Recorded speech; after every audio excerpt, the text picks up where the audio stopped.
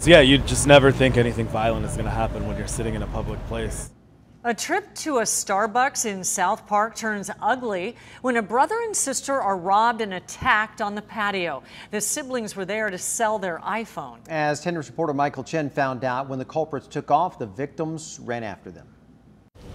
Well, this Starbucks seemed like the perfect spot. It's public, it was filled with people, but that night, violence would still be served here. Chris posted the ad on the OfferUp app Monday, hoping to sell his iPhone X for $725. By the next day, someone named Cameron had responded, agreeing to the asking price. He's the one that suggested the Starbucks. They agreed to meet at a Starbucks in South Park, and just before 7 Tuesday night, Chris and his sister Bianca arrived. We sat down at this table And sat on the packed patio. Not long after, an African-American man in his early 20s wearing a dark hoodie walked up to them. He walked up and he said, "Are you the one selling the iPhone?" We said yes. He sat down. Another man in a gray hoodie then appeared, asking about accessories. First male who said, okay, we'll take it. He went to grab the phone and turn around and go, and I put my hands on it.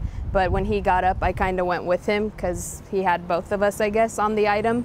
And then we kind of got in a tussle. When the second man tried to join in, Chris made his move. And when I yanked him back, that's when I got hit in the head, blacked out. I heard him like scream or make a noise, and that's what made me turn around. Bianca says she saw a third man who had hit Chris take off along with the other two. She gave chase, Chris, who had gained consciousness, not far behind. So I followed them this way, where they turned left into this alley. She saw them get into a silver car and drive off. Definitely feeling of shock and violated. Also feeling pain, a busted lip for Bianca, a bloody gash for Chris, and lingering concerns for who the men will meet next. You just never think anything violent is going to happen when you're sitting in a public place. With a patio full of people. Michael Chen, 10 News.